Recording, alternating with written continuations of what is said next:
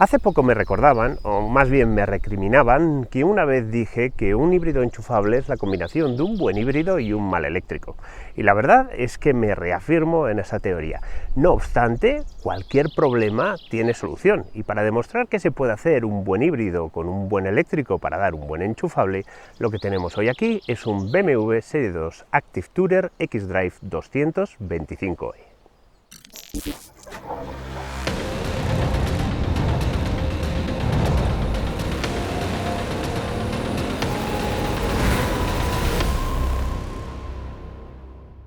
Bienvenidos de nuevo y hagamos un poco de historia. ¿Cómo comenzó lo de los híbridos enchufables con motor transversal en el grupo BMW Mini?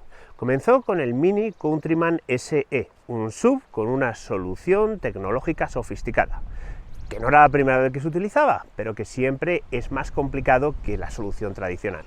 Motor térmico delante, motor eléctrico detrás, entre medias una batería.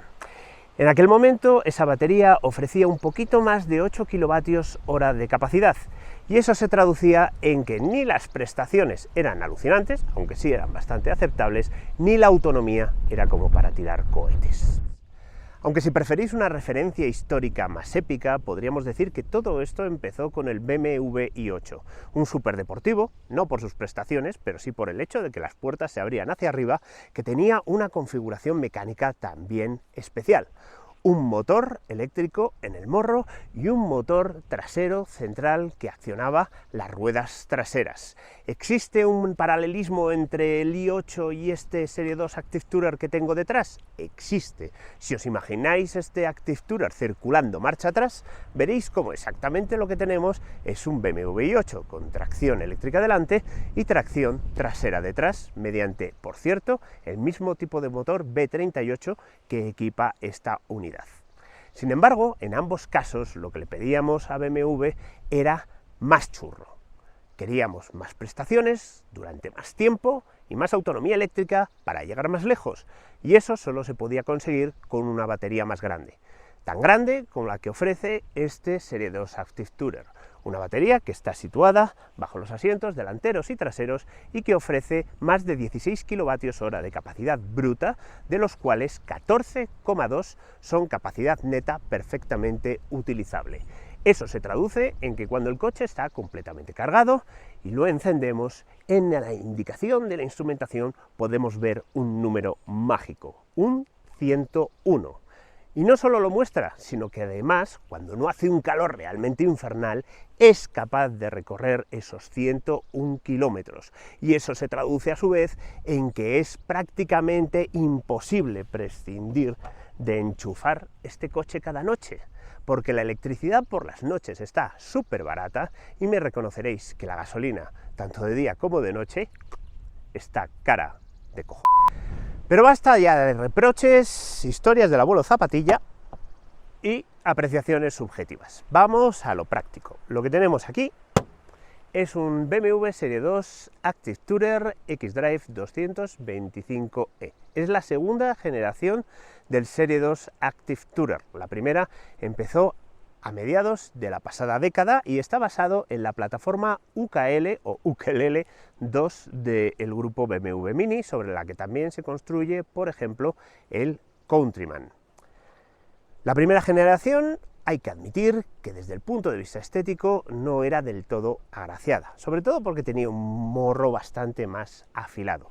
Este nuevo morro, con esta parrilla de riñones octogonales y este resalte, o mejor dicho, hundimiento aquí para alojar el logotipo de BMW, a mí me resulta mucho más atractiva y le da al coche un aire súper proporcionado. En cuanto a la gama de motores, tenemos básicamente dos grupos generacionales.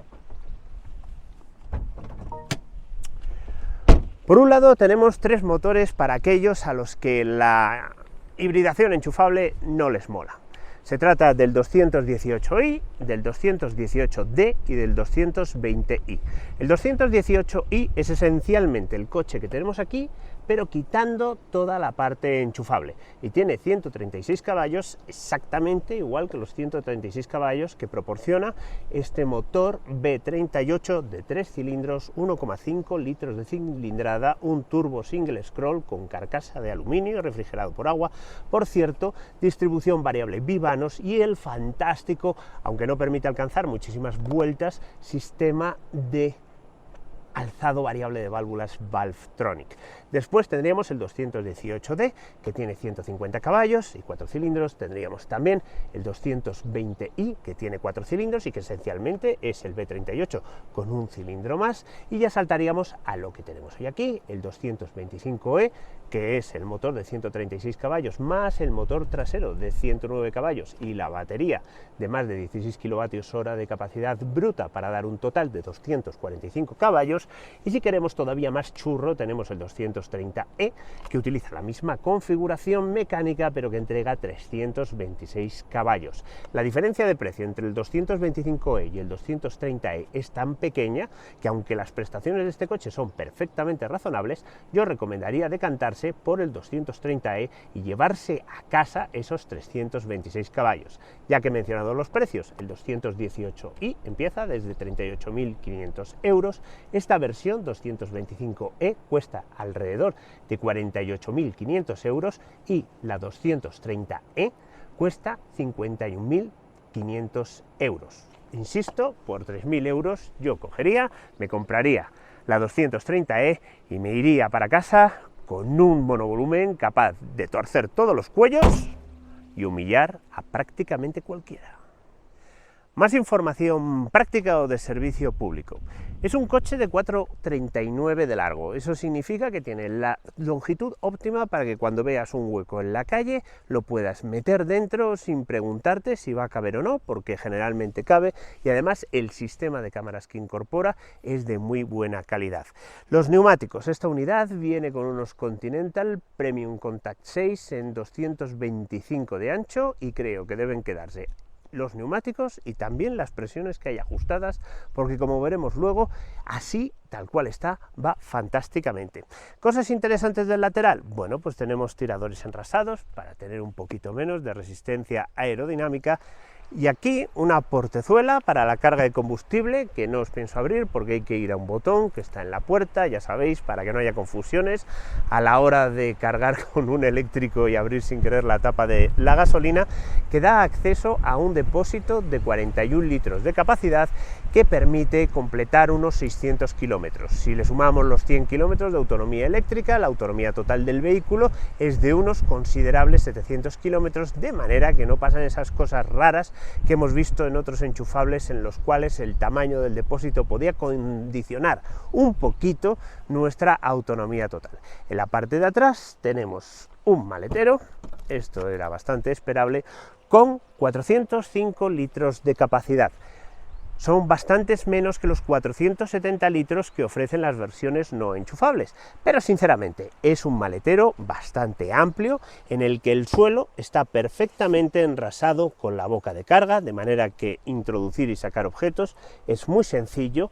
Debajo de esta primera sección tenemos un hueco para guardar el cable de carga de tipo 2 a tipo 2 que vamos a necesitar para cargar, por ejemplo, en centros comerciales o cargadores de destino, aunque insisto en que no tiene mucho sentido cargar un híbrido enchufable fuera de casa. Y hablando de cargar en casa, también tenemos nuestro cable de modo 2 o cable de emergencia con nuestro enchufe Schuko para enchufarlo a la pared y cargar el coche en un enchufe convencional.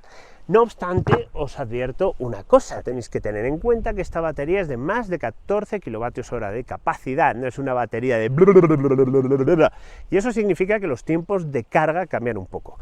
Con el cargador embarcado de 7,2 kW que incorpora este coche podemos cargarlo del 0 al 100 en 2,2 horas. Normalmente en casa vamos a usar 3,6 kW y eso significa que el tiempo de carga aumenta hasta 4,4 horas.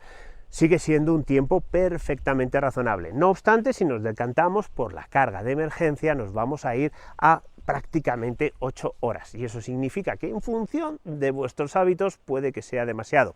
¿Qué podéis hacer? Empezar con el cable de emergencia, y si veis que no os cuadra, os decantáis por una wallbox, que es lo que siempre os vamos a recomendar en Autofácil. Y ahora, mientras se cierra esto, voy a subirme adentro y os voy a explicar cómo es por dentro. Por dentro y en las plazas delanteras, este Active Tourer es todo un BMW, y eso significa que las cosas están bien hechas. Los materiales son blanditos, es capaz de resistir perfectamente el test del crack. Por muchos kilonewton que apliquemos de fuerza, las cosas no están crujientes, ni siquiera en este curved display se mueve, pero no cruje. Eso es síntoma de calidad.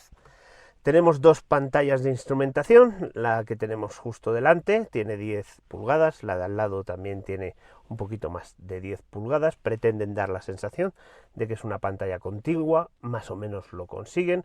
La instrumentación tiene unas escalas poligonales que no acaban de convencerme del todo, porque creo que no es la forma más clara de representar la información. Puede que me esté convirtiendo en un anciano, pero preferiría que tuviese, dentro de los distintos modos de visualización que se pueden seleccionar con esta tecla de aquí, tuviese una instrumentación legacy, por decirlo de alguna forma, o vintage, donde tuviéramos la típica instrumentación con 4 indicadores, con agujas blancas, fondo negro, todo muy sencillo, que tenían los BMW de antaño. Pero insisto, probablemente es un problema mío. El control de la instrumentación no es del todo sencillo al principio, pero lo cierto es que podemos oscilar, cambiar entre muchas configuraciones para ver aquí todo lo necesario: ordenador de a bordo, asistencia a la conducción, mapa, indicadores de navegación y funciones multimedia.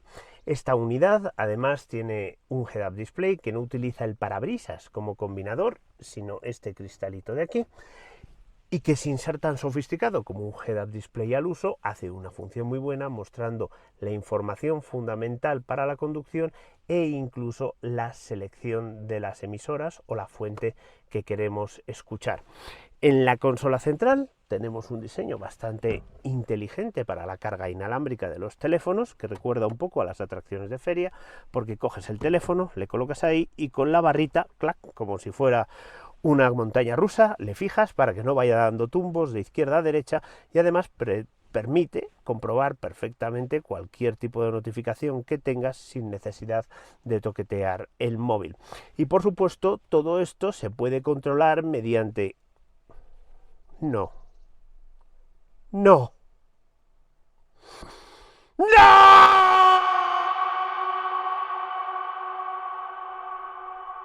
¡No hay un iDrive! Todo esto se puede controlar perfectamente mediante el tacto, utilizando un dedo que nos permite, por ejemplo, pulsar esta tecla de aquí, y accedemos a todas las aplicaciones que dan acceso a la configuración del vehículo. Por ejemplo, si pulso aquí, pues puedo activar o desactivar el aviso de salida de carril, o encender y apagar la música que ha hecho Hans Zimmer para indicarnos cómo estamos aprovechando la propulsión eléctrica. En esta zona tenemos un selector de desplazamiento, tenemos un botón que nos permite escoger entre los distintos modos de funcionamiento. A mí me gustaría que, dándole simplemente aquí, pudiésemos alternar entre ellos sin necesidad de pulsar en la pantalla. Por ejemplo, acabo de seleccionar el modo Sport, y eso significa que ha arrancado también el motor térmico para mantener la carga de la batería. Y también tenemos los controles de climatización, que son táctiles y al principio pueden parecer un poco confusos, pero una vez que te habitúas a lo que significa fuerte, débil, moderado o dinámica, equilibrada y la calefacción de los asientos, tengo que reconocer que acaba resultando intuitivo. Pero como siempre he dicho, en los BMW es algo que tiene cierta curva de aprendizaje. En cuanto a la postura al volante, tenemos unos asientos que sujetan muy bien el torso, que es lo que tienen que hacer unos asientos, no achucharte de las piernas. Y os tengo que confesar una cosa: antes de montarme en este Active Tourer me bajé de un BMW i4, y si te acabas de bajar de un BMW i4 que tiene un reglaje de altura del asiento que prácticamente parece un submarino U-Boat en plena inmersión, porque le das al botón y empieza a bajar y a bajar y a bajar y a bajar el horizonte y no sabes cuándo va a acabar, percibes que este asiento está situado un poquito más alto de lo que a ti te gustaría. Con el paso del tiempo te acomodas y acaba resultando un puesto de conducción perfectamente ergonómico, porque además tenemos unos reglajes muy grandes de la columna. Y en cuanto a esta consola central, que ya he mencionado antes, pues tenemos un montón de espacio para guardar cosas, incluso un hueco central, de manera que resulta bastante confortable. Vamos a ver si os parece cómo son las plazas traseras. En cuanto a las plazas traseras, con 2,67 de batalla no podemos esperar milagros, sino más bien un espacio honesto. Y es muy honesto. Hay espacio más que de sobra para meter los pies debajo del asiento del conductor, incluso en la posición más baja, y esto es fundamental desde el punto de vista del confort. Tenemos sitio para las rodillas, tanto llevándolas en esta posición como colocándolas en esta posición. La puerta es un poquito pequeña, tanto para entrar como para salir. Contamos con un brazo central, que es muy confortable. La plaza central, aunque no tenemos túnel de transmisión, no es que sea muy utilizable, y también contamos con un sistema de abatimiento de asientos un poco bizarro, porque podemos abatirlos en 3 secciones diferentes utilizando estas tiras de aquí. Como contraparte, no disponemos de un sistema para abatir los asientos desde el maletero, lo cual puede resultar a veces un poquito frustrante. Cuando queremos devolverlos a su posición, como veis, se quedan inicialmente fijados en esta postura, y si tiro de la cinta les puedo devolver a la postura inicial. Puede que leáis por algún sitio que sirve para ajustar la inclinación del respaldo, pero en realidad es un sistema que sirve para incrementar el volumen del maletero, porque nadie va a viajar ni en esta postura, ni en esta postura, ni en el anterior, sino que normalmente vas a viajar en esta postura, que por cierto es bastante confortable en cuanto a inclinación. El mullido de los asientos también es durito, y eso contribuye a que los viajes se hagan más cortos. La distancia para la cabeza es absolutamente suficiente. Aquí tenemos 2 aireadores para tener una buena ventilación, y también tenemos 2 USB-C junto con otro hueco de carga. Hay que admitir que todo el túnel central es un prodigio en cuanto a modularidad y espacios para guardar cosas, igual que también tenemos sitio en las puertas para guardar incluso una botella. En definitiva, unas plazas traseras honestas que hacen muy buen uso del espacio que tenemos disponible entre ejes.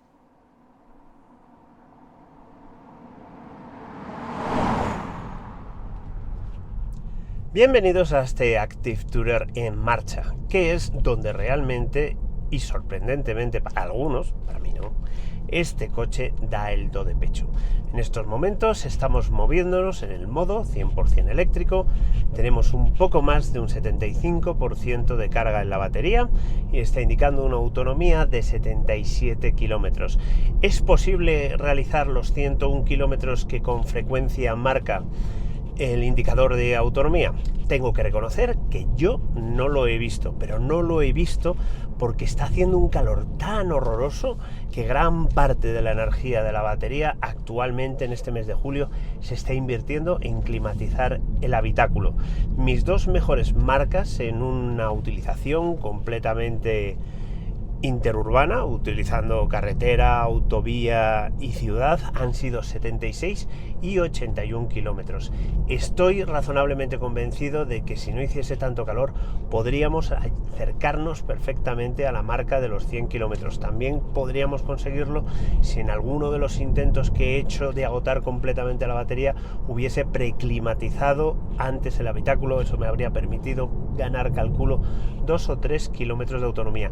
Y lo sé porque las cifras de consumo que he obtenido cuando he utilizado el coche sin aire acondicionado brevemente han sido con frecuencia inferiores a los 15 kilovatios hora a los 100 de consumo. Eso, junto con tener una batería grande, es lo que permite en este coche obtener buenas cifras de autonomía. El hecho de que no simplemente tiene una batería grande, sino que todo el sistema, toda esta quinta generación de propulsión eléctrica de BMW está muy optimizada, con lo cual no simplemente tenemos una batería grande, como acabo de decir, sino que tenemos un sistema de propulsión que consigue consumos en el orden de lo que debería gastar este coche coche si fuera 100% eléctrico y pesara lo que pesa, que son 1900 kilos. Es una cantidad sensiblemente inferior a lo que solemos encontrar en el coche eléctrico medio con batería de 62-65 kilovatios hora a los 100. Con una autonomía tan grande, demonios, por supuesto que merece la pena enchufar el coche por dos motivos. Primero, por el ahorro que representa no depender de tener que repostar. Segundo, por el confort que se experimenta cuando se conduce en modo 100% eléctrico. Y es que, por ejemplo, ahora estoy acelerando a un ritmo decente. Los 80 kilovatios o 109 caballos, 110 caballos del motor eléctrico dan para desenvolverse perfectamente, incluso en carreteras de montaña. Obviamente, se acelera un poco más, si se sale el indicador de la franjita azul de la instrumentación, lo que ocurrirá es que arrancará el 1.5 térmico y entonces tendré la potencia que necesito para realizar la maniobra que quiero hacer. Mientras tanto, un funcionamiento bastante silencioso, en el que solamente hay ruido de rodadura y en el que además disfruto de un comportamiento muy inteligente del sistema de regeneración adaptativa. La barrita que pone ahí Adaptive está basada en la cámara que llevo aquí y es sensible tanto al trazado, por ejemplo, si me acerco a una glorieta, a un stop, a un ceda al paso, etcétera, reacciona para bajar mi velocidad incrementando la regeneración, como a los otros coches de la vía. Si me estoy acercando a un coche que circula un poquito más despacio, pues entonces la regeneración aparece mágicamente para mantenerme a una distancia prudencial. Eso reduce mucho mi utilización del freno.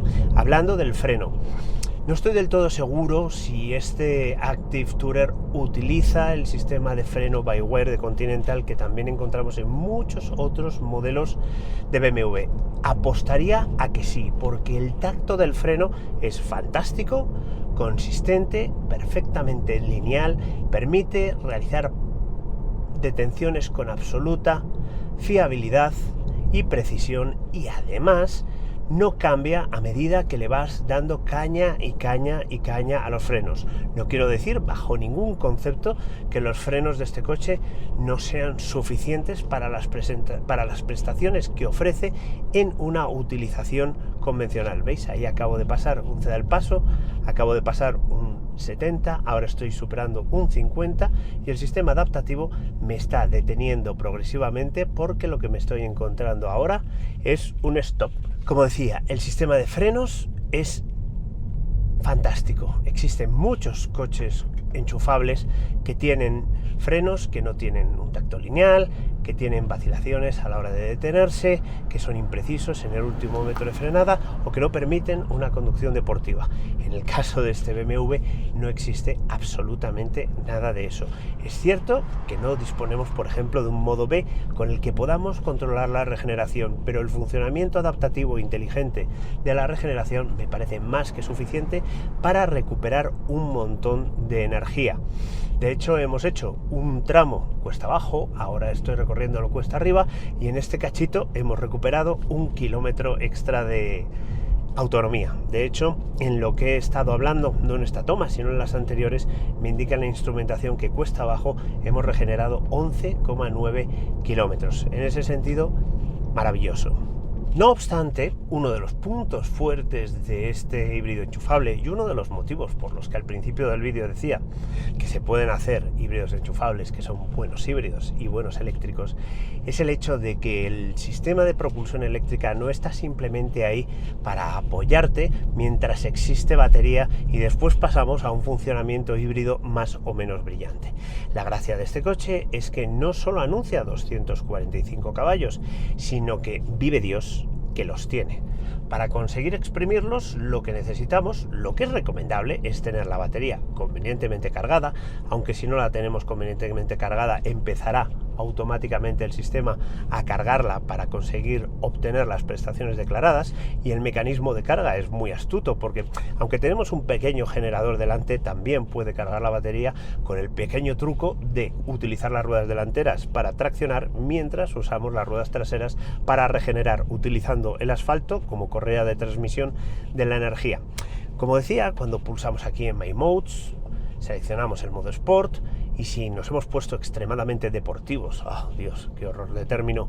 Y hemos dicho que queremos tener modo Sport con DTC, pulsamos también el activar para tener el control de estabilidad parcialmente desconectado, entonces este coche se convierte en un coche de 245 caballos en el que hay dos sistemas de propulsión que colaboran y que colaboran brillantemente. Normalmente con un híbrido enchufable nos solemos conformar con que las transiciones entre motor térmico y motor eléctrico no sean del todo perceptibles. Aquí no. Aquí ocurre que motor térmico y motor eléctrico funcionan juntos para proporcionar un comportamiento realmente bueno.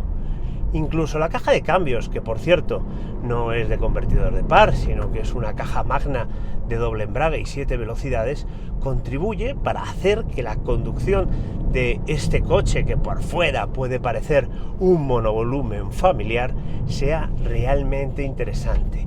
Pego un tironcito de la palanca para pasar al modo 100% manual, en el que las marchas ya son las que yo quiero, y de repente encuentro, por un lado, que tengo una combinación de dos sonidos. Está el sonido del motor tricilíndrico, que suena bastante bien cuando empiezas a chucharle, y que además está complementado por ruido que introducen los altavoces dentro del habitáculo, y no tengo absolutamente ninguna queja al respecto, porque hay que reconocer que suena bastante bien. Y sonido eléctrico que es desconectable, compuesto por Hans Zimmer, y que podemos utilizar para saber exactamente cuánto churro, por decirlo coloquialmente, está aportando el sistema de tracción trasera. Y a medida que el sistema va cogiendo temperatura o la batería se va descargando, si es que no hemos tenido la precaución de tener la batería cargada previamente, saber exactamente cuánto estamos utilizando de tracción eléctrica.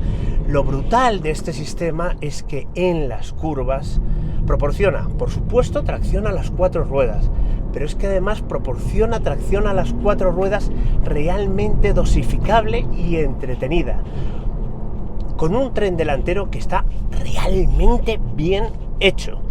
Cualquier persona que se pregunte, ¿será BMW capaz de hacer un coche de tracción delantera a la altura de lo que ofrece, por ejemplo, Audi? Bueno, sabemos que es capaz porque lo hemos vivido en todos los Mini, pero en este Active Tourer, si no has tenido la experiencia previa con ningún Mini, puedes comprobar que sí, que son perfectamente capaces de hacerlo, hasta el punto de conseguir que el coche sea extremadamente dócil en las curvas. ¿Cuándo hemos visto un coche enchufable, con un sistema híbrido paralelo de tipo 4, con un eje trasero electrificado, que suele ser una solución que, bueno, más o menos sirve para salir del paso, no simplemente coger las curvas, sino redondearlas como acaba de hacerlo este sistema? La respuesta es nunca. Y eso es lo que convierte a esta filosofía de híbrido enchufable en un coche paradigmático y bastante distinto de todo lo que conocíamos hasta ahora. Un coche que puede funcionar realmente bien, que puede funcionar mejor que si le atáramos la parte eléctrica o la parte híbrida. Un coche en el que la suma de las partes es más que ellas contadas por separado.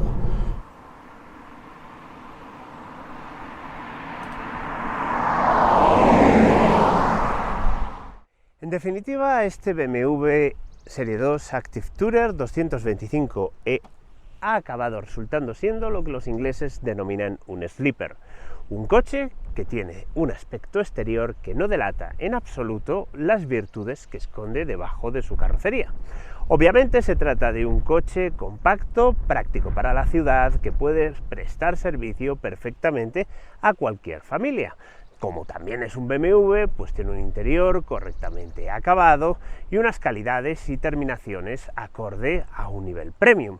Pero lo más gracioso y lo que le convierte en un auténtico BMW es que el sistema motriz, lo que viene siendo el chasis, está también a la altura de la marca a pesar del aspecto que tenga por fuera. Es extremadamente divertido de conducir, lo suficientemente divertido de conducir como para que el hecho de que sea un vehículo compacto, práctico, apto para la familia y todo lo demás no sea realmente la noticia.